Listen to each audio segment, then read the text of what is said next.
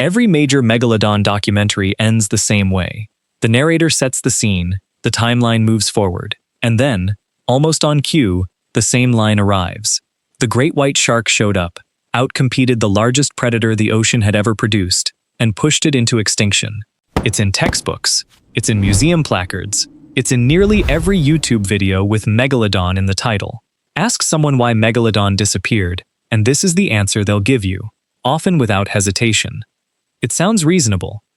A faster, smaller shark moves in, eats the same food, and slowly starves out a giant that can no longer keep up. Clean story, clear villain, satisfying ending. Except the timeline doesn't actually support it. When paleontologists went back and re-examined the fossil dates more carefully, something didn't line up. The species blamed for driving Megalodon to extinction wasn't yet established in the same waters at the moment the story requires. In several regions, the pieces that are supposed to fit together simply don't. This isn't a minor rounding error in geologic time. It's the kind of discrepancy that undermines the entire explanation. And yet the story keeps getting repeated, documentary after documentary, because it's easy to understand and even easier to believe. A smaller predator beating a giant is the kind of story people want to be true. Whether it actually is true is a different question. Answering it means going back to the fossil record itself, not to confirm the story everyone already knows, but to find out what really happened to the largest predatory shark that ever lived. If the great white wasn't yet a factor, then the question everyone thinks is already answered is actually still open. Something ended the reign of an animal that had no natural predator, that hunted whatever it wanted, wherever it wanted, for millions of years. That kind of dominance doesn't get erased by a marginal disadvantage. It takes something severe enough to overcome every biological edge Megalodon had. Look at the fossil record leading up to the extinction, and one detail stands out. There's no clear evidence of a rival tearing into Megalodon populations, no sign of disease sweeping through, no pattern that points to a direct confrontation at all. The decline looks less like a battle and more like a slow withdrawal. An animal disappearing from the record without an obvious attacker in the room. That absence is the real mystery. Not did Megalodon go extinct, but what kind of pressure is strong enough to end a predator that nothing else in the ocean could challenge? Something was quietly working against Megalodon long before the fossil record shows any sign of trouble on the surface. It's tempting to assume the answer has to be another animal, a bigger threat, a smarter hunter, something dramatic enough to match the scale of what was lost. But an apex predator with no equal doesn't necessarily fall to a rival. Sometimes what ends a reign like that isn't a competitor at all. It's a condition, something environmental, something structural, something that doesn't announce itself the way a rival predator would. It doesn't leave bite marks. It doesn't show up in a single dramatic fossil. It shows up slowly, across thousands of years, in patterns that only become visible once someone bothers to line the evidence up correctly. Whatever it was, it didn't need to be strong enough to fight Megalodon. It only needed to be permanent enough to outlast it, and understanding why this particular extinction has resisted a clear answer for so long starts with looking at what made it so easy to get wrong in the first place. Getting this extinction wrong isn't just a trivia problem. It shapes how the collapse of dominant species gets understood everywhere else it happens. When a rival predator gets credit for ending an apex hunter, the takeaway is simple. Strength beats strength, and the ocean sorts itself out through competition. That's a comfortable idea. It's also the wrong lesson to be drawing from Megalodon's disappearance, and drawing it means missing the pattern that actually mattered. Megalodon didn't vanish alone. Its decline sits inside a broader stretch of marine extinctions, a period when multiple large ocean species disappeared or contracted in range around the same time. That's not the signature of one predator losing a fight to another.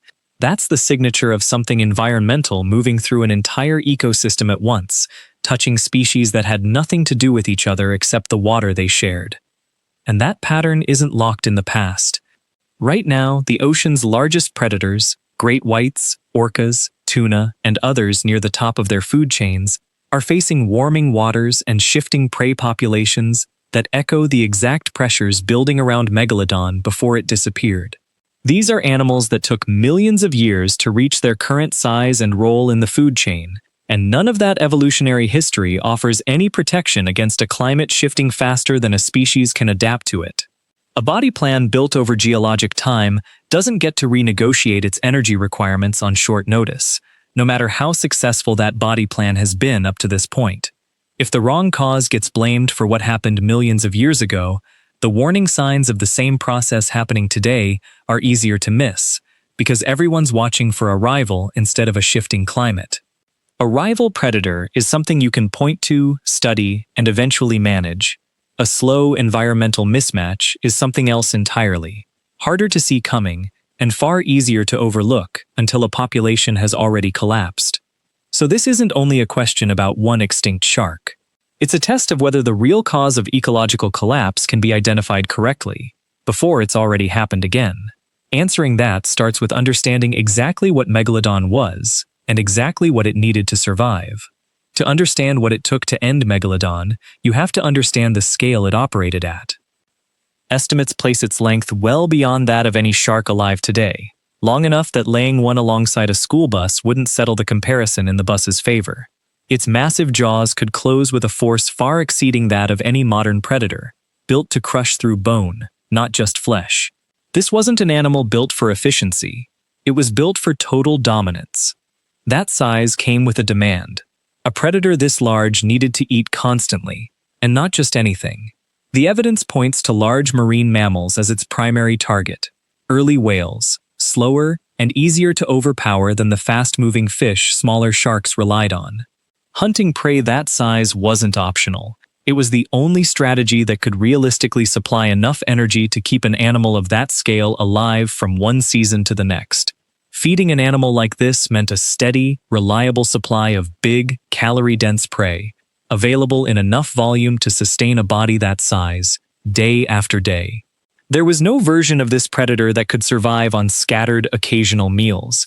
Its entire biology assumed abundance as a constant, not an exception. Fossils place Megalodon in warm coastal waters across the globe, not confined to one region or one ocean. Wherever conditions supported the right prey, Megalodon was there. That kind of range isn't the signature of a struggling species clinging to a shrinking niche. It's the signature of a predator that had already solved the ocean, one coastline at a time. For millions of years, nothing challenged that position. Nothing needed to. An animal this well-fed, this widespread, and this dominant doesn't lose its place to a smaller, weaker version of itself. It occupied a role no other ocean predator was built to fill, feeding at a scale that most marine ecosystems simply couldn't have supported more than once. Whatever ended that reign had to be capable of undoing every advantage size had given it, which is exactly what made the explanation involving the great white so easy for people to accept when it was first proposed. The great white explanation didn't get repeated for millions of documentaries because someone verified it. It got repeated because it fits together so cleanly. The reasoning goes like this.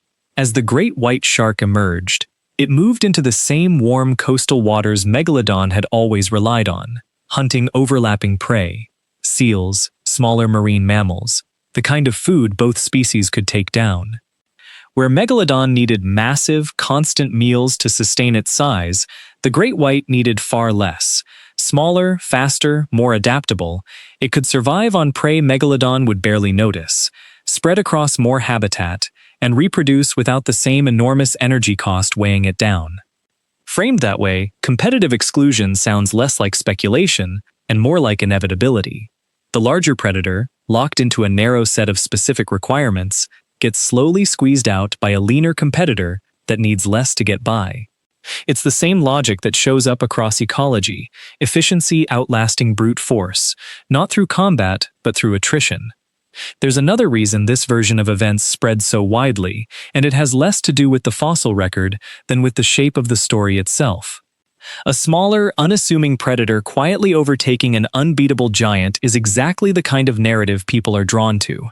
It has a protagonist. It has a clear reversal of power. It reads less like a scientific hypothesis and more like a story that was always going to end that way. Documentaries built entire episodes around that framing. Museums adopted it. Popular science articles repeated it as background fact rather than active hypothesis, and it filtered down into casual conversation the same way. It became less a theory under ongoing investigation and more a settled conclusion, repeated so consistently that questioning it started to feel unnecessary, right up until researchers went back and checked whether the fossil evidence actually lined up the way the story required it to. For a while, the fossil record appeared to back the theory up. At several sites, researchers found great white teeth in rock layers close to the same age as the last known Megalodon remains, close enough that the two seemed to be sharing the same coastline during the same window of time. That kind of overlap looked like exactly what the competition theory predicted. Two apex predators, same territory, same era. The prey evidence added to the picture. Fossilized bones bearing bite marks from both species turned up in some of the same regions, suggesting both sharks were feeding on similar marine mammals in similar waters. If two predators are marked into the same bones, the assumption writes itself. They were after the same meals. Geography reinforced it further. Both species have been found along overlapping stretches of coastline, in the kind of warm, prey-rich waters that would put them in direct contact rather than passing each other at a distance. Researchers working with broad estimates had little reason to question the fit. 3 separate lines of evidence, all pointing the same direction, is usually enough to consider a case closed. It took someone specifically trying to break the theory, rather than confirm it, before the cracks in that alignment became visible at all.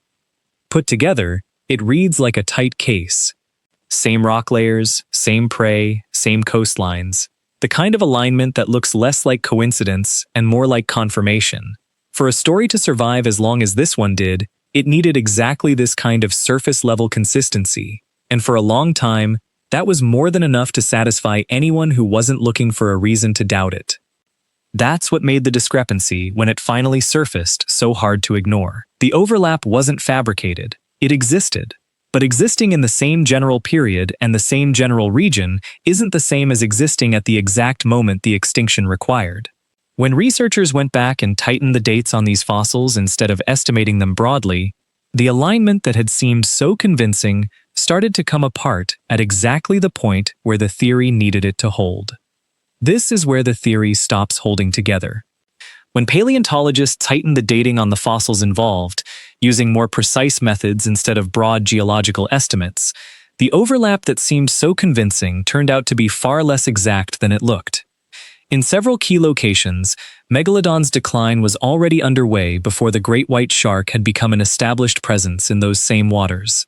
A predator can't outcompete a rival into extinction if that extinction is already in motion before the rival fully arrives. The sequence, once corrected, doesn't support the story.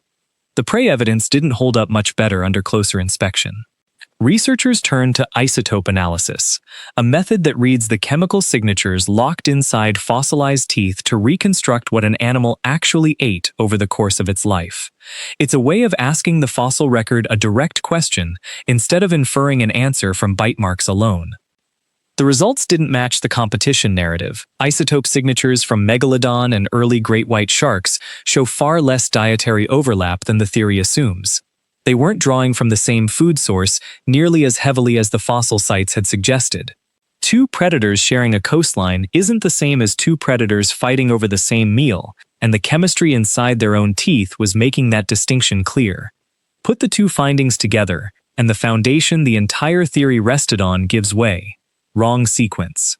Overstated overlap. A rival that wasn't competing for the same resources at the scale required to starve out an apex predator. Neither piece of evidence needed to be dramatic to matter.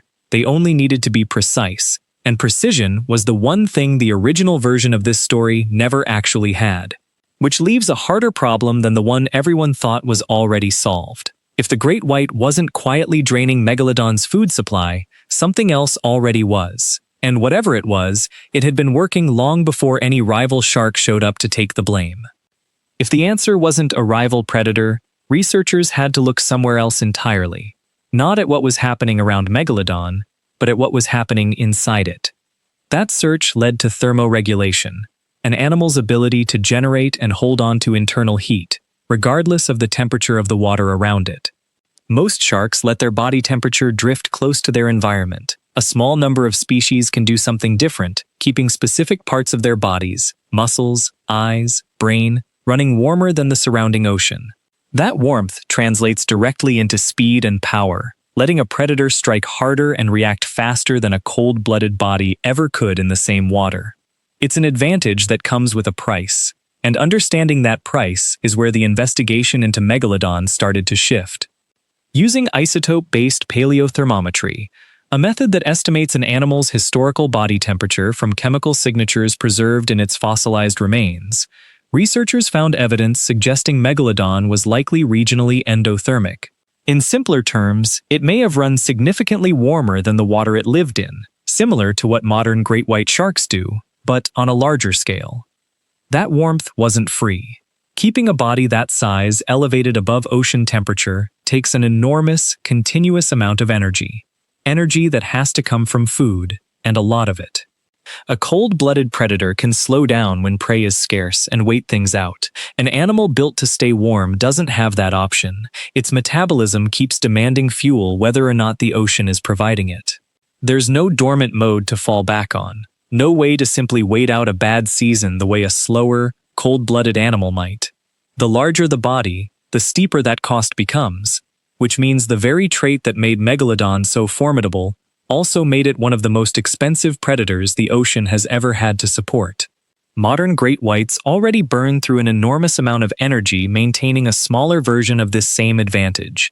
Scale that same metabolic bill up to an animal several times their size, and the food requirement stops being large and starts being a structural vulnerability.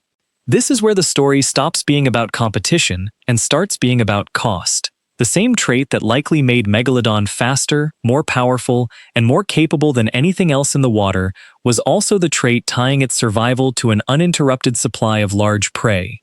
Strength like that isn't free to maintain, and what happens when the ocean can no longer afford to pay for it is where this investigation was heading next. Here's where the two threads finally meet. While Megalodon's decline was underway, the ocean itself was changing. Global temperatures were cooling and sea levels were dropping, a shift that shrank the warm, shallow coastal waters that had likely served as nursery grounds for Megalodon's young. Those nurseries mattered. Shallow, sheltered coastlines gave juveniles a safer place to grow before they were large enough to hunt in open water. As those coastlines contracted, that protection went with them, and fewer young sharks would have survived long enough to reach adulthood. At the same time, the large prey Megalodon depended on was under its own pressure. Several whale species it likely relied on for food were declining or shifting their range in response to the same cooling trend. The meals a body that size needed were becoming harder to find, in a period when that body needed them more than ever. Two systems Megalodon depended on, safe nurseries and abundant adult prey, were failing at the same time, for the same underlying reason, and neither failure was something the species could simply hunt its way around. A species can usually absorb a bad breeding season or a lean feeding season on its own. It's far harder to absorb both collapsing together, generation after generation, with no sign of either one recovering, and no earlier version of this crisis for the species to draw on for a way through it. This is where the endothermy becomes the deciding factor. A predator burning enormous energy just to stay warm can't simply wait out a lean stretch. It needs a steady, high-volume food supply consistently, or its metabolism starts working against it instead of for it. Megalodon was being squeezed from two directions at once: fewer safe places for its young to survive, and a shrinking supply of the food its adults couldn't function without. The great white wasn't facing that same math. A smaller body and a lower metabolic demand meant it could survive on less, adapt to a wider range of prey, and hold on through exactly the kind of scarcity that Megalodon's biology couldn't absorb. It didn't need to compete for Megalodon's food. It simply needed less of it to make it through the same crisis. That's not a rivalry. That's a mismatch between what one predator required and what a changing planet could still provide. And it's a mismatch that didn't end when Megalodon disappeared. Once the real mechanism is on the table, the story stops being about one shark losing to another and starts being about a pattern that reaches well beyond Megalodon. Being the most dominant species in an ecosystem doesn't make an animal safe from environmental change. In some cases, it makes it more exposed. The traits that let Megalodon rule the ocean for millions of years, its size, its power, its constant need for enormous amounts of food, were the same traits that left it with almost no flexibility when conditions shifted. A predator with fewer requirements can adjust. A predator built around one specific, energy-intensive way of surviving often can't. That's not just a historical footnote, it's a pattern showing up again, right now, in the ocean's current apex predators. Great white sharks, orcas, tuna, species sitting at or near the top of their food chains, are dealing with warming waters and shifting prey populations that echo the same pressures Megalodon faced before it disappeared. The mechanism isn't identical, but the underlying vulnerability is the same. A large-bodied predator's survival tied tightly to conditions that are no longer guaranteed to hold. That's part of why the corrected Megalodon story matters beyond paleontology. It's increasingly treated as a case study, a way of understanding how dominance and vulnerability can exist in the same animal at the same time. Not a cautionary tale about losing to a rival, but about what happens when the environment itself stops supporting the very traits that made a species successful in the first place. The same question now applies to every large predator still swimming through an ocean that keeps changing underneath it. The exact vulnerability that ended the largest predatory shark in Earth's history hasn't gone anywhere. It's just distributed differently now, across a handful of species swimming through oceans that are changing again, which is what makes the ending of this story less about the past than it first appears. Go back to where this started. The claim that gets repeated in nearly every documentary, every textbook chart, every video with Megalodon in the title, that a smaller, smarter predator hunted the ocean's biggest killer into extinction. It never happened that way. The great white wasn't the villain of this story. It wasn't even really a competitor. It was a survivor, and not because it was better equipped to fight for the same resources, because it needed so much less to begin with. While Megalodon's size and metabolism demanded a constant, massive supply of large prey, the great white could adapt, scale down, and hold on through exactly the kind of scarcity that a body like Megalodon's couldn't absorb. Megalodon wasn't beaten. It outgrew what the ocean could still provide. The same size and power that made it unchallengeable for millions of years became the exact thing a cooling planet could no longer sustain. There was no fight. There was no rival closing in for the kill. There was only a predator whose advantages had turned into requirements it could no longer meet. What looked for millions of years like the perfect design for survival turned out to be a design that only worked as long as the ocean kept up its end of an arrangement it never actually promised to keep. The competition story survived as long as it did because it's simply a better story. An underdog quietly outlasting a giant is satisfying in a way that the giant needed more than the world had left to give never quite manages to be. One version has a hero. The other has a slow, quiet mismatch between biology and a changing planet. But that second version is the one the evidence actually supports, and it points to something bigger than one extinct shark. The real threat to a dominant species is rarely another predator waiting to take its place. It's usually the world changing around it, faster than its own advantages can keep up with. And that's a far harder thing to see coming than a rival with teeth, which may be exactly why it took this long for the truth to catch up with the myth.